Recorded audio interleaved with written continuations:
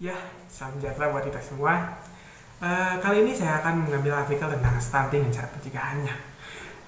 Pertama-tama, stunting itu apa sih? Stunting adalah kegagalan pertumbuh kembang anak, dimulai pada usia janin sampai dia lahir ke dunia. Stunting itu bukan bersifat tentang tinggi badan, tapi juga pertumbuhan otak pun terjadi tidak secara normal. Saya juga organ-organ dalam tubuh juga menjadi tidak normal pada saat uh, stunting itu terjadi. Masalahnya, stunting itu biasanya disebabkan pada saat pembuahan, di saat orang tua tidak mempunyai gizi yang cukup di dalam tubuhnya dan dia hamil. Ketika kehamilan tersebut, seorang ibu itu akan kehilangan gizinya diserap oleh sang janin. Di Indonesia sendiri juga, Indonesia menjadi 29% dari batas minimal yang telah ditetapkan oleh WHO tentang stunting ini. Dan pada 2015, Indonesia menjadi negara keempat dengan penderita stunting tertinggi di dunia. Hal ini memang tidak bisa dipungkiri, di mana negara berkembang seperti Indonesia ini, kebutuhan gizi dan makanan adalah menjadi hal yang istilahnya tabu. Soalnya kita dilihat secara perekonomian, Indonesia menjadi perekonomian yang rendah. Para buruh, kesejahteraan buruh pun tidak dapat dirasakan oleh seorang buruh. Untuk pencegahan stunting, banyak yang mengira bahwa stunting itu disebabkan oleh gen yang dibawa oleh ibu dan bapak. Tetapi dalam kenyataannya, stunting itu disebabkan oleh malnutrisi. Ketika ibu tidak bisa memenuhi kebutuhan gizi yang dibutuhkan oleh bayi. 1000 hari pertama adalah 1000 hari ya, dimana bayi itu membutuhkan asupan gizi yang baik. Ketika porsi makanan tidak menentu, pemberian ASI yang tidak baik, dan hal kekurangan protein itu adalah hal yang paling banyak terjadi pada saat di Indonesia saat ini. Untuk pencegahannya ada beberapa hal, di antaranya memeriksakan kandungan setiap bulan.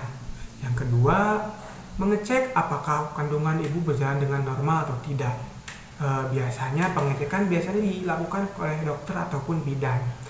Dan yang ketiga itu adalah menormalkan kembali asupan gizi yang diasupan oleh ibu.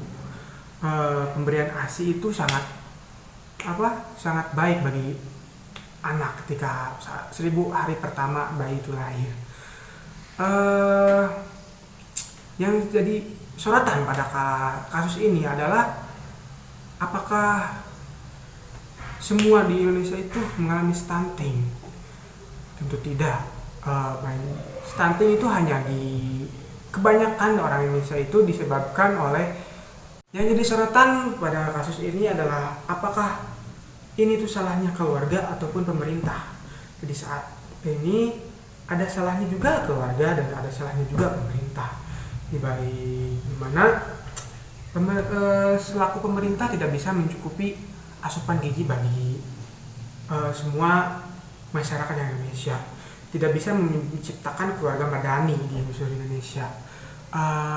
Ada beberapa ciri yang menyebabkan anak itu termasuk stunting atau tidak. Di antaranya yang pertama adalah berat badan yang kecil, yang kedua tinggi badan yang tidak normal, dan ketiga adalah tumpuh tulang yang tidak normal, serta porsi tubuh yang cenderung kerdil.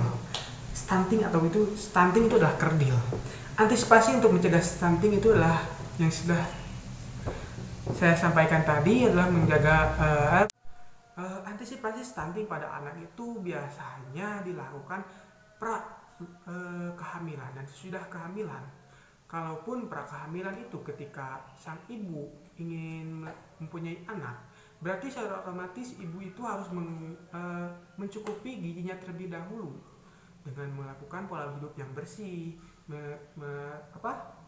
mempunyai gizi yang cukup untuk dirinya, menghindari asap rokok, terus mencukupi gizi misalkannya dengan makan 5 sehat 4 sempurna, terus asupan zat besinya terpenuhi, jodiumnya terpenuhi, itu bisa menyebabkan bayi itu tumbuh kembang dengan normal, tidak terdapat stunting atau kerdil. Eh, di Indonesia sendiri tapi banyak sekali yang namanya itu asal kenyang.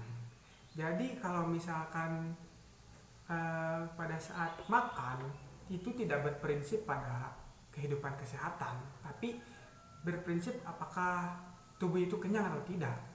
Nah, permasalahan tersebut biasanya terjadi pada saat keluarga itu mengalami kemiskinan.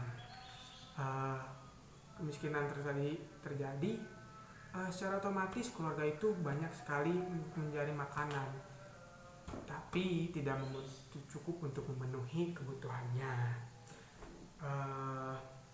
Mungkin itu saja yang bisa saya sampaikan.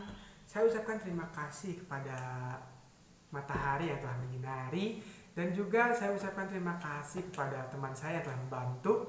Perkenalkan, nama saya Galih Prasetya dari Stikes BTH.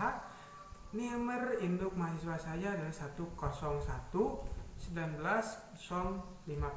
Sekian dan terima kasih atas perhatiannya. Wassalamualaikum warahmatullahi wabarakatuh.